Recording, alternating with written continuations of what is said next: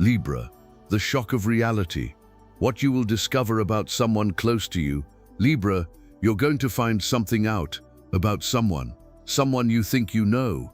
And when you finally find out, there's that strange second where your brain freezes because the information doesn't match the image you had. You know when you look at something familiar and suddenly it seems strange. That's it, except with people. And it's not a good discovery. It's not the kind of surprise party where everyone jumps around and you laugh. It's the kind of surprise that, wait, what? It's the kind of surprise that makes your stomach churn. It's like a mental replay of all the interactions you've had, and suddenly they seem different. Like you're watching a movie you've already seen, but now with subtitles that change everything. And you're already feeling it, aren't you? That discomfort, that feeling you've been ignoring because it's easier to ignore than to investigate, because investigating means potentially confirming what you don't want to be true. So you push it away, you rationalize, you create alternative explanations that sound reasonable enough for you to continue believing the comfortable version. But the time for pretending is over, because the truth has a way of revealing itself. It always does, and usually at the moment you least expect it, in the way you least want. And for you, Libra, specifically you, this revelation will come through something small. It won't be a dramatic confession. It won't be you catching the person in the act. It will be something subtle, a casual comment from a third party, a piece of information that arrives by chance, a detail that doesn't add up. And you, with that brain that connects the dots, will put it all together. And you will understand, and it will hurt, so let me get you ready. Because worse than finding out is being caught unprepared. It's reacting impulsively, it's doing or saying something you can't undo. So breathe and listen to me, because what I'm about to tell you isn't meant to scare you, it's meant to equip you. First, this person is not who you think they are. That person you place in a specific category in your life. Friend, family member, partner, colleague. That person you defend when others question you. That person you trust. That person has another side, a side you don't know, a side they don't show you. And it's not that they're a completely different person, it's that they have layers, and you only know the layer they choose to show you. You've had those moments, those small inconsistencies you noticed but let pass.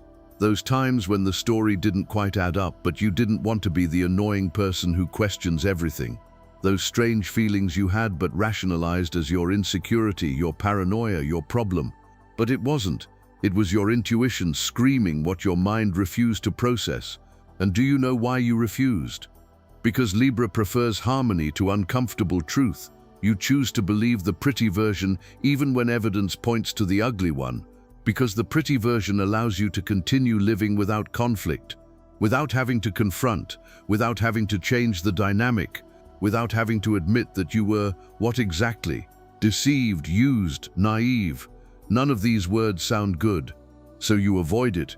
You construct elaborate explanations that justify strange behaviors. You give too much benefit sometimes. You're too generous with your interpretation. And people notice this. People who want to deceive you realize that you want to believe them. So they give you the version you want to believe. And you swallow it. Because it's easier. But now there's no way to swallow it. Because the information that's coming is too specific, too detailed, too verifiable. It won't be a vague rumor. It will be a concrete fact. It will be something you can check, you can confirm, and when you confirm it, there won't be any alternative explanation to save it. There will be no way to sugarcoat it. It will be this happened.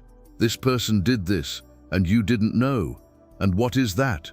It depends on who the person is. If it's a romantic partner, this probably involves another person, not necessarily physical infidelity, but emotional involvement you didn't know about. Conversations you didn't imagine, connections that were hidden, stories that don't add up, schedules that don't align, and when you put it all together, it will form a picture you don't want to see but can't deny. If it's familiar, it probably involves money or control, decisions made without you, deals made behind your back, information deliberately withheld. And it's not always pure malice. Sometimes it's paternalism, sometimes it's we're protecting you. But the result is the same. You were excluded. You were treated as if you weren't capable of handling the truth. as if you were a child who needs an edited version of reality. And how does that make you feel? Small, powerless, infantilized. And the anger that comes from it isn't just the discovery itself. It's the way you discovered it. It's the time it took. It's how many times you asked directly and received lies to your face. And you swallowed it, because you wanted to believe that people you love don't lie to you so easily, so convincingly. If you're a friend, this probably involves envy disguised as support. That friend who always encourages you, who's always there, who always listens to you, but you'll discover what he says when you're not around. You'll discover how he describes you to others. You'll discover that all that support had a strange taste because it came mixed with a competition you didn't know existed. And worse, you'll discover specific moments where he could have helped you and chose not to, where he could have warned you and chose to let you fail. Why? Because your success threatened his ego, because your happiness highlighted his unhappiness, because comparison is automatic and he always came out losing in his own mind, so he needed to diminish you to feel better, and he did it so subtly that you never noticed, until now. If it's a colleague, this likely involves professional sabotage. That person who always seems collaborative, who always offers help, but you'll discover that they were documenting your mistakes, recording your failures, stockpiling ammunition, and you'll find out that in meetings you weren't at, your name was thrown under the bus. That credit for your work was subtly redirected. That opportunities that should have been yours were blocked by interference you didn't see. And how do you find all this out? Through a slip-up. It's always a slip-up. A person you trust who thinks you already know and mentions it, a message sent to the wrong person, a conversation you shouldn't have heard but did. And at first you don't believe it. You think it's a misunderstanding. You give them the benefit of the doubt as you always do. But then you check, and you check again, and the pieces start to fall into place. And the more you investigate, the more you find. And it's like pulling a sweater thread. It starts small, one thread. But when you pull, the whole sweater unravels, and you're left there holding a mess of yarn, trying to understand how something that seemed so solid was actually so fragile. And the pain isn't just from the betrayal. The pain comes from being so blind, from all the signs you ignored, from all the times your intuition nudged you and you told it to shut up, from all the people who tried to warn you and you defended them. You defended the wrong person, and you sent away the right people. And now you're here, with a truth you didn't want, with knowledge you'd rather not have. So what do you do now? Because knowing isn't the end. It's the beginning of having to decide. And the decision will be difficult because this person isn't a stranger. They're close, they're important, they're someone you have a history with. And you can't simply erase that history. You can't simply pretend it didn't happen. But you also can't pretend the discovery didn't happen. You're going to have to confront it, and confrontation isn't your strong suit, because confrontation means discomfort. It means conflict. It means destroying the harmony you've worked so hard to maintain, even if that harmony is false, even if that harmony is you pretending not to see what you see, even if that harmony costs you your peace of mind. But this time you can't avoid it, because if you avoid it, if you swallow it again, you'll carry it forever. It will turn into resentment. It will turn into bitterness. It will turn into poison that slowly kills the relationship from the inside out until only a shell remains. And a shell is worse than a clean break, because a shell is the appearance of a relationship without substance. It's you and the other person pretending everything is okay when nothing is okay. Then you confront them. But how? Not with anger, not with accusation, not with drama. Because if you come in explosively, the person shuts down, the person denies it, the person attacks back, and it becomes a war where nobody wins. So you come in calmly, dangerously calmly, and you put the information on the table, and you say, "I know," and you let the silence do the work. And the person will try. They'll try to downplay it. They'll say you're misunderstanding. They'll say it was a misunderstanding. They'll say you're exaggerating. They'll say it's not as serious as it seems. And you'll feel that pressure to agree, to make it easier, to let the person get away with a weak excuse, because a weak excuse is better than destroying the relationship. But you don't do that. Not this time. This time you stand by it. You repeat, "I know," and you don't accept the edited version. You don't accept half-truths. You want everything, and you make it clear that you will sit there as long as necessary until you have the complete truth. And the person will notice. They will notice that you have changed, that you are no longer a person who accepts just anything to keep the peace. And then the person decides, tell everything or you'll lose them. And if the person chooses to tell you, you listen, without interrupting, without reacting. You just listen. And when the person finishes, you breathe and you process. And you don't make a decision right there. You say, "I need time," and you leave, because you need to think away from their presence, away from their energy, away from their manipulation. What if the person chooses not to tell? If someone chooses to continue lying even with evidence on the table, then you know everything you need to know. Because a person who lies when caught has no intention of changing. They only intend to hide better, and you don't need people like that in your life. It doesn't matter how many years of history you have. It doesn't matter how much you've invested. Sunk cost is no reason to keep losing. Then you leave, not with dramatic speeches, not with slamming doors. You simply walk out, and the person will try to pull you back in. They'll send messages, they'll promise change, they'll say things will be different, but you've learned promises are worthless, only actions matter. And their actions so far have been lie after lie, so why should you believe promises? And they will judge you. People who don't know the whole story. People who see you leaving and call you tough, inflexible, ruthless, and you'll have to put up with it. Because you can't explain it to everyone. You don't need to justify your choices to an audience. You just need to live with your choices. And if your choice is to preserve your peace, your dignity, your sanity, then it's the right choice. But what if you want to give it a chance? If after processing everything, after feeling everything, you decide you want to try to rebuild, then you can, but with conditions, total transparency, access to everything. No more you're being controlling. No, you're being a person who was betrayed and needs time and evidence to trust again.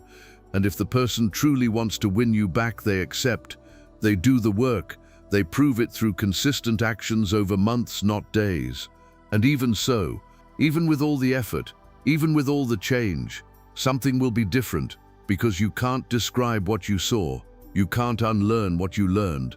There will always be that voice in your head, that doubt, that fear, and you will have to decide if you can live with that, if you can love someone you don't completely trust, if that's enough for you. For some Librans it is, for some it's not, and no answer is wrong. It depends on what you need to sleep peacefully. It depends on how much that relationship nourishes you versus drains you. It depends on whether the person has genuinely changed or is just genuinely sorry for having been caught. And how do you tell the difference between the two? A changed person acts differently, without being prompted. A person who regrets being caught only acts differently when watched. A changed person anticipates. A person who regrets only reacts. A changed person offers transparency. A person who regrets only offers it when demanded. And with time, with observation, you will know which of the two you have. And you know what's the hardest part of all this? It's not the discovery. It's not the confrontation. It's not even the decision. It's living with the knowledge afterward. It's knowing that the person you loved was capable of that. It's knowing you were deceived for so long. It's knowing that moments you thought were genuine had layers you didn't see. It's looking at old photos and seeing things differently. It's remembering conversations and realizing the interwoven lies. It's about losing more than just a person, but losing the version of yourself that was innocent enough to believe it. And you can't get that back. Even if the relationship is saved, you don't go back to being the person you were. You become someone who has been betrayed, someone who knows people lie, someone who verifies, someone who doubts. And that's not necessarily bad. It's just different. And maybe you need that. Perhaps you need to lose your innocence to gain discernment. Perhaps you need to be betrayed once to learn to protect your heart better. Not to close it off completely, but to protect it, to choose better, to observe more, to trust less easily. And that doesn't make you cynical. It makes you wise. And about timing. Why is this happening now? Because you're ready. Ready to see, ready to deal with it, ready to make the hard choices. If this had happened last year, you might not have been able to handle it. You might have given in too easily. You might have accepted weak excuses. But now you're in a different place, stronger, clearer, more connected to what you deserve, and you deserve the truth. They deserve respect. They deserve to be truly chosen, not chosen out of convenience. They deserve relationships where you don't need to be a detective, where you don't need to verify stories, where a person's words match their actions, where what you see is what you get. No hidden versions, no secret layers, no masks that fall when you're not looking. And these people exist. There are people who are the same with you as they are with everyone else. There are people who don't need to lie because they have nothing to hide. There are people who respect you too much to deceive you. And you will find these people, or perhaps you already have them and you're not appreciating them because you're investing energy in the wrong person.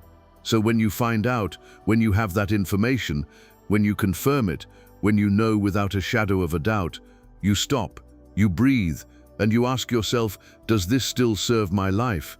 Does this person, with everything I now know, still deserve a place in my life? And if the answer is yes, with conditions, you set those conditions.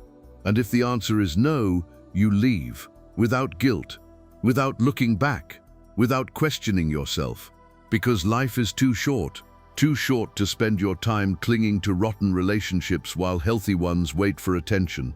Too short to keep believing lies because the truth hurts. Too short to be loyal to those who aren't loyal to you. And you, Libra, you need to understand this viscerally. You need to internalize it. You need to act accordingly. And when you act, when you finally choose yourself, when you finally prioritize your well-being over maintaining a relationship that doesn't serve you, something changes. It's not immediate. It's not magic. But slowly, little by little, you start to breathe better, sleep better, smile more genuinely, because the weight you were carrying without realizing it has finally been removed. And then you understand that discovery wasn't a curse. It was a blessing in disguise. It was the universe freeing you from something that was silently consuming you. It was a door closing, forcing you to see other doors that were open all along. It was the necessary end for a possible beginning. And you are grateful, not for the pain, but for the liberation that came through the pain. And what about the next person who enters your life? You'll find a version of yourself that doesn't accept crumbs, that doesn't accept half-truths, that doesn't accept love that comes with an asterisk. And that person will either love you properly or leave. And both options are better than what you had, because what you had was an illusion, and illusions always crumble eventually. Better to crumble now than in 5 years when you've invested even more. So when you find out, when you're shocked, when it hurts, remember that the pain is temporary, but the pattern is eternal if you don't break it. Remember that the person showed you who they are, believe me. Remember that you deserve more and more. Remember that Libra didn't come here to accept less than true balance. And true balance isn't you compensating for the other person's imbalance. It's two balanced people together. And if you don't have that, you have nothing worth keeping. And you're going to be okay. Better than good. You'll look back a year from now and see that that discovery, that shock, that pain was the beginning of you finally choosing yourself, finally respecting yourself, finally saying no to what doesn't serve you and yes to what you truly deserve. And this version of you, this version is who you always were, but who was hidden beneath the need to please, to keep the peace, to be easy. And you don't have to be easy anymore. It can be real. It can be difficult. It can be demanding. It can be everything you've always been but repressed. And the right people will stay. They will respect you. They will love you even more for it. And the wrong ones will leave. And let them. Because every departure frees up space. And space is where new things grow. And you are ready for growth. More ready than ever before. And this shock is just the push you needed.